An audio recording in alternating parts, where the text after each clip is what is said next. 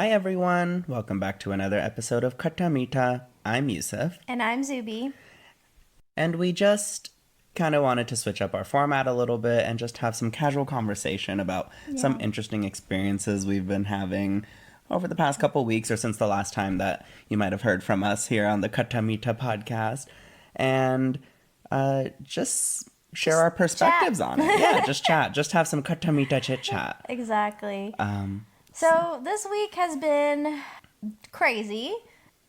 I think also like it's been wintertime and a lot of people that have kids out there have also been feeling all of the respiratory illnesses. I feel like we were sick for about a month straight with some version or conglomeration of like flu and COVID and RSV and all the things. And so I know we're not the only ones that have been dealing with that. Definitely. I can say, as someone working at a daycare, you are definitely not the only ones dealing with that. We've had 6 students. Actually, I think that's going to come up later when we talk about my story. But yeah, 6 students, absent students, and it always just takes one person in the house or the classroom to be Yeah. carrying it and to keep spreading it. Yeah. So that's just been, add stress to the basic stress of everyday life. And then we've had some friends going through emergencies and losses, and that has been really hard just because that can be really hard. And going through this to help support, my friend in any way that is actually helpful, I didn't realize why it was as hard as it was for Mm, me. I think, and Yusuf, actually, you caught it. Like you sort of realized that yeah. you called me the other day. I did. I just called you and just said, hey, um, I know you're dealing with a lot right now, trying to be there for your friend, but I just want to make sure you're holding space for yourself too, because you might not realize how triggering all of this is for you. Yeah, and I didn't. Yeah. I didn't realize it. And so again, this is not about like me or my grief necessarily at all. It's just that I wanted to bring up that when you have grief and then you see somebody else having grief, sometimes it can almost open it back up for you. Definitely. And I just didn't really think about that. And then I thought about who this might be opening it up for. This Yeah. might be opening it for you. This might be opening it up for somebody else. And just that, gosh, what a what grief is, in that like you just when you think you might be having a good day. Yeah.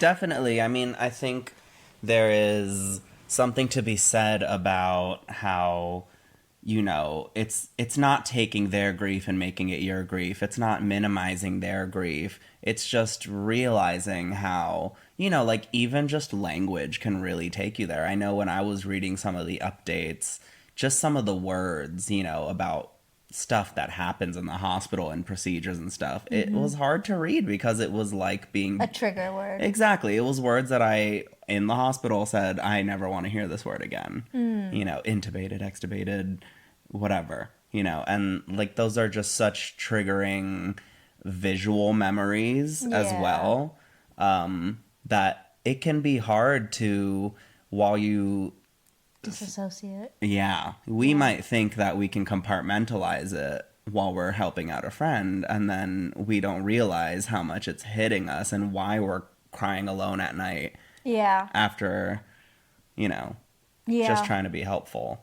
Yeah, because in the moment you just do what we all sort of do, which is focus in, zone in, and get what needs to get done. Right. And then it's interesting how our body sort of will deal with that a little differently than our mind deals with it. And then at some point, you can really only push it away for so long before it will hit you, whether you Absolutely. choose to or not. I feel like you can never really fully protect yourself Definitely. from when it wants to rear its ugly head again. For sure. I mean, that's one of the reasons after calling you, I called our brother, Yeah.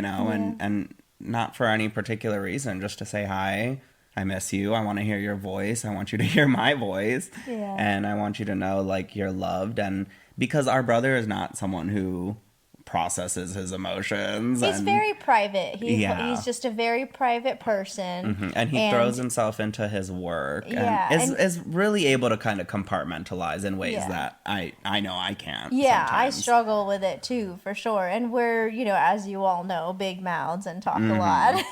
Definitely. So I just gave him a call to say, I'm never going to pressure you to unzip and become vulnerable because I know how anxious that can make somebody. You know how anxious I got about that when I even just was thinking about going on a trip with friends. It can be hard to open up and know whether you have the capacity to zip yourself back up. But I just wanted to let him know, I love you and I'm thinking about you. We talk about you often. Yeah. And, whenever you need to call or whenever you do decide to take a break and sit in your grief, like, it doesn't have to be alone. It can be alone. It doesn't have to be, we're here for you. Yeah. And all of this is, again, just a reminder, because as I was going through this, I was texting you guys and just saying, I love you, you know, because I think all of this is a reminder time and time again, whether you're going through it or when you're going to be going through it, because unfortunately we do all die.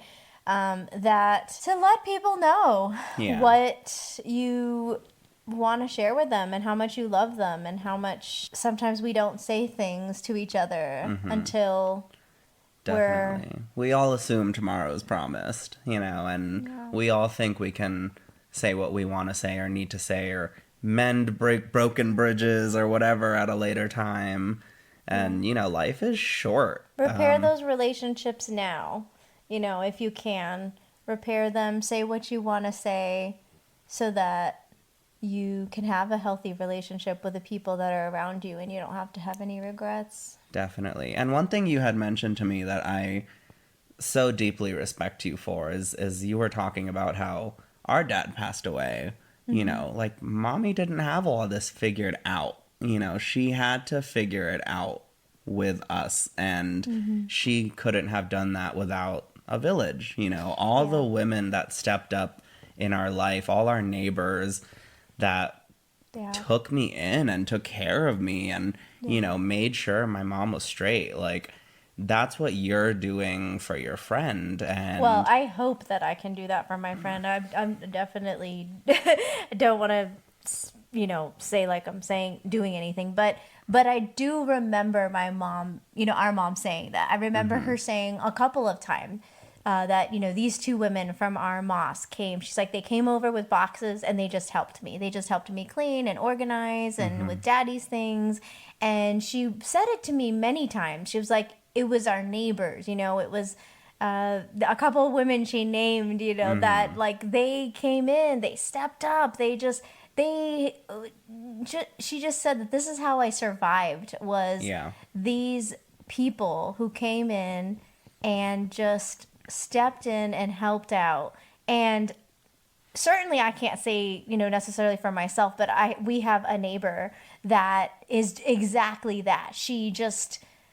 I know that if I need anything, I can. Gosh, when I had just had Zach, I got food poisoning or GI bug or something. I don't even know what it was. And I remember asking her, I was like, I need help. And she just came and she took Zach. Yep. She's an experienced mother and I could just be sick. And those kinds of people that's how we survive. Definitely. I mean, we live in such a individualized place. The Western world is so all about me. Yeah. But it wasn't meant to be like that. We were meant to be able to help each other out. We weren't meant to do it alone. Yeah. And I hope that I can be helpful because my intention is that. I don't know if I really will be, but I know that I really want to be, and I want to be able to step up and do that because I know that that's what helped my mother, and that's what I have received, and I just hope that I can be that kind of a person too, that I could be able to support somebody and get them through, not for any reward or anything like that, just to say I have peace of mind that I've been able to help somebody just make it through and get through. Definitely. And I think it doesn't need to be this huge thing. You know, it doesn't need to be all or nothing. It can be going to your neighbor's house and offering them to take their kids for a few minutes, or you know, offer dinner one night, you know, or something like that. Like, it doesn't have to be this huge show-offy thing, you know. It can just be person to person connection in your neighborhood, you know, and that's the community that helps people thrive. Yeah, I think it's just interesting how sometimes you'll have this, you know, flock of support right after something happens. Yeah. And then it dissipates. Yeah, And so tapers one of the off. things that I really want to be mindful of is that Showing consistent support. people may need support longer than what you think they need.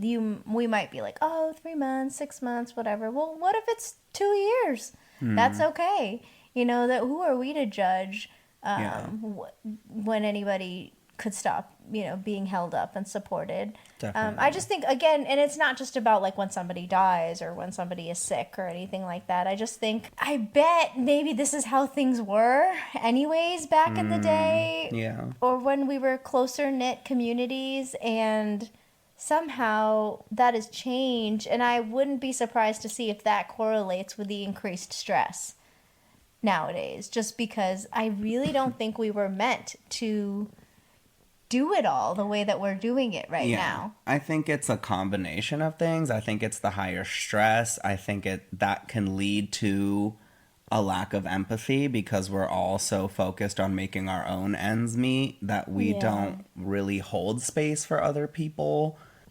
And I think one thing that might be related to that is that a lot of people just want to problem solve, which is great because problem solving is important, but they do it with a lack of empathy. And so that, I think, is a good way to kind of switch over to something that happened to me this week, which is when I was working. As I mentioned earlier, a lot of our kids are sick too, you know, tummy bugs and all that stuff. And so there was one day we were just playing in a smaller room, like a sensory room. And one of my kids was kind of standing off to the corner, a little off to himself. And I was like, hey, babe, like, what's wrong? You know, are you okay? And he was like, oh. And I was like, oh, like, are you okay? What's up? And then he just started vomiting. Like, all over. Like, and it was out of nowhere. Like, when I tell you this kid had been fine all day. It's like a poltergeist. Yeah, no. Well, thank God it wasn't like projectile, but it was like just coming out. Sorry, that's so poor baby. I know. And so obviously, like, my first instinct was just to jump back and be like, you know, like, okay, don't get me, you know. And then I really had to turn on another part of my brain that was like, oh, you can't just step away and like let this kid vomit. Like, this is a baby, you know. He's probably so uncomfortable right now and confused and scared. Exactly. Like, he's gonna start crying, of course. Like, this is an uncomfortable. I, at almost 28 years old, still hate the sensation of throwing up, you know. Like, it makes me cry every time I throw up. I cry.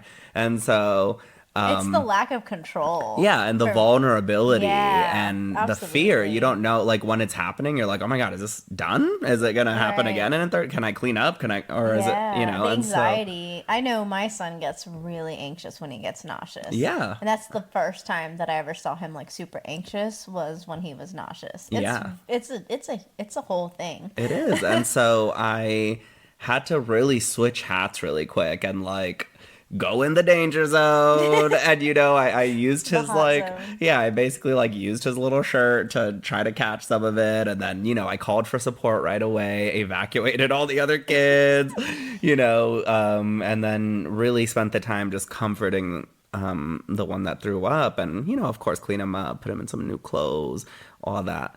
But it just really made me think because I was talking to my therapist about it, actually, about the situation. And she said, you know, not a lot of people are just going to switch right away from like, oh, that's gross, like let me let him finish throwing up, Yeah. to like, no, let me get in there and help this kid, Yeah. because I know that he's probably scared and freaking out and confused and Yeah. uncomfortable.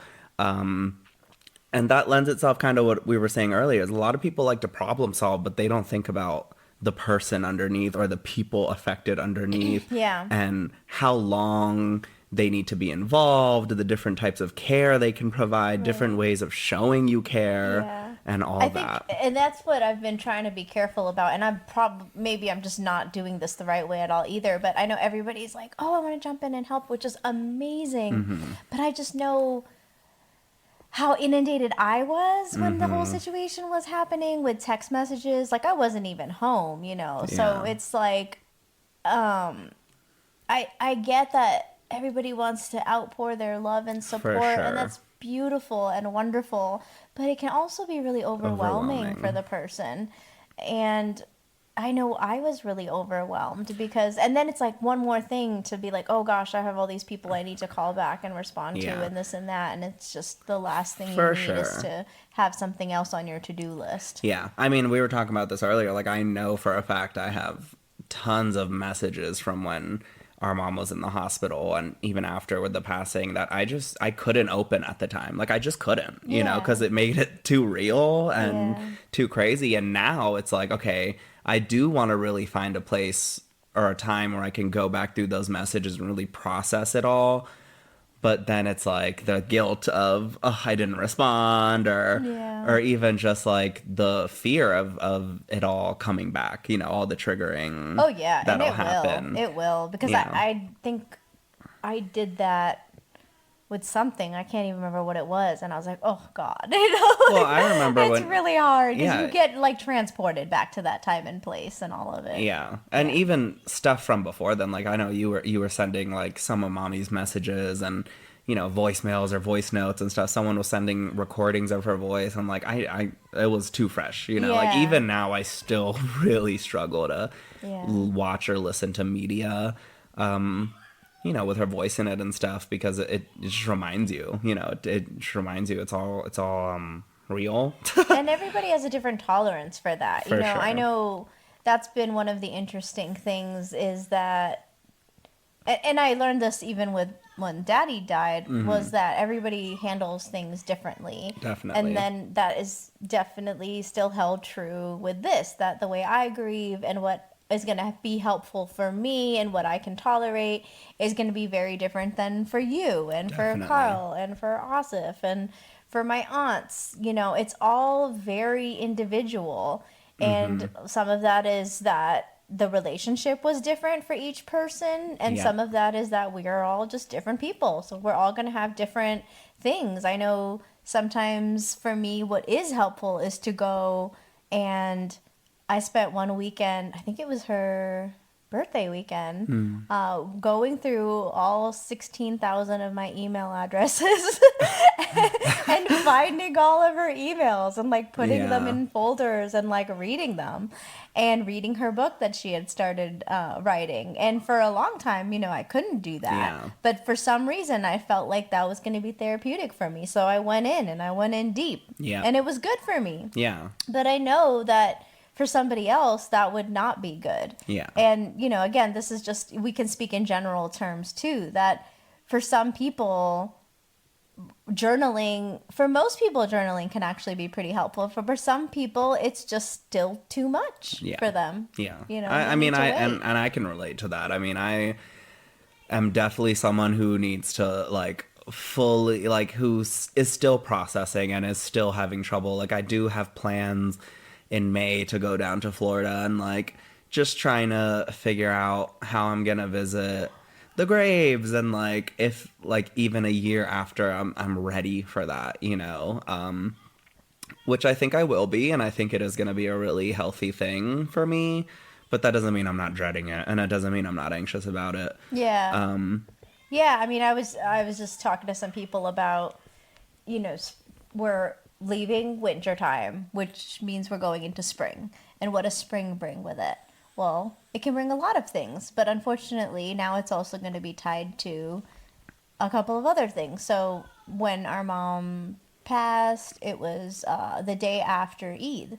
Or no, I'm sorry, her accident happened the day after Eid. Right. And so sometimes these things are tied to other things that will forever be changed.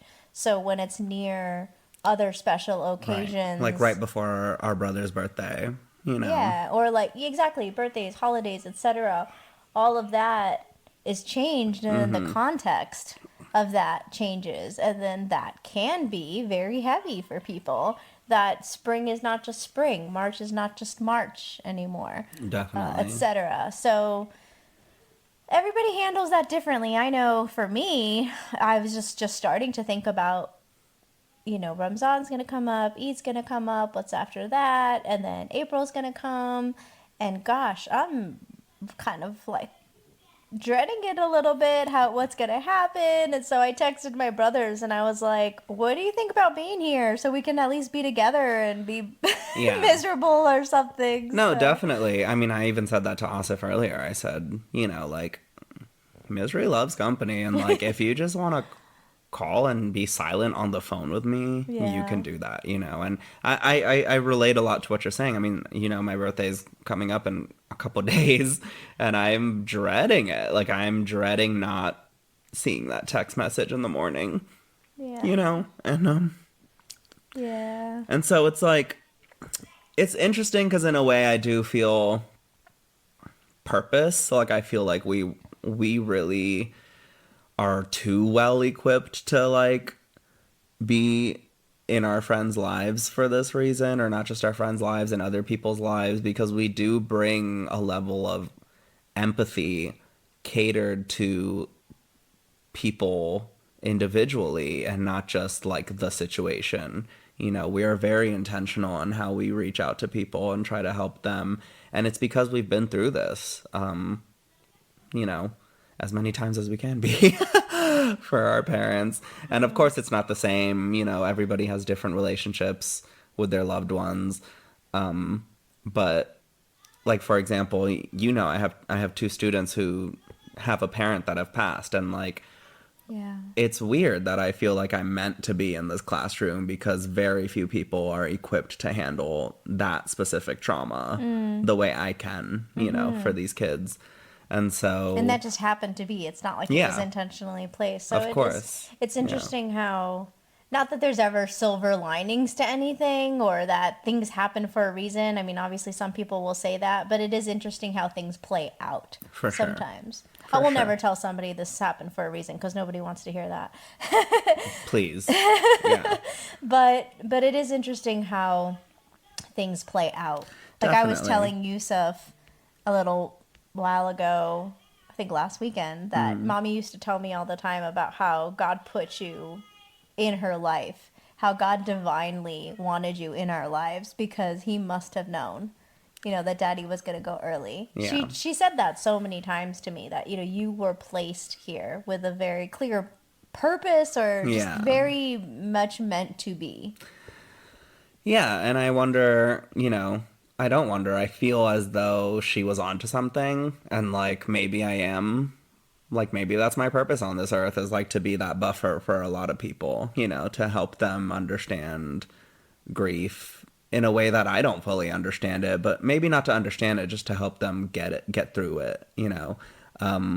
Although that sounds very like self-important and high and mighty, and like, it's not, I'm certainly not a grief counselor or anything like that. But I think also when you're going through a hard time and you are depressed, you have to find and look for very hard why you're here. So I think that is a coping mechanism that we are doing right now. yeah. That there is some self-serving almost in serving somebody else is because you want to have a purpose. Why was I left here? Yeah. Why do other people have to leave and why am I left here? So I'm like, I'm here. I'm stuck here. So what am I going to do with it? Yeah. And so I think, at least in my opinion, I think I do look for purposes somewhere where like, okay, fine, I'm here. Then like, how can I be a little bit helpful? Maybe. For sure. And I don't know, we were talking about something interesting the other day, is that, and you just mentioned, there's no silver lining, but that doesn't mean that this or these circumstances don't invite change and evolution and growth.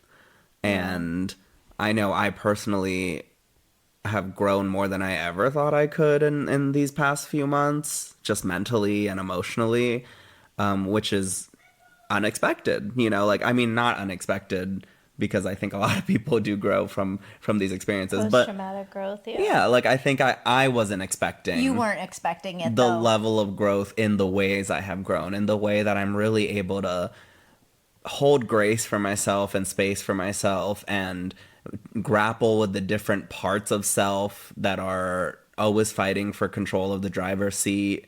And of course, I'm not perfect. I mean, I am crazy and, like, definitely sometimes might want to channel my energy in inappropriate ways. But I really, really, like, today I really wanted to call and cuss someone out.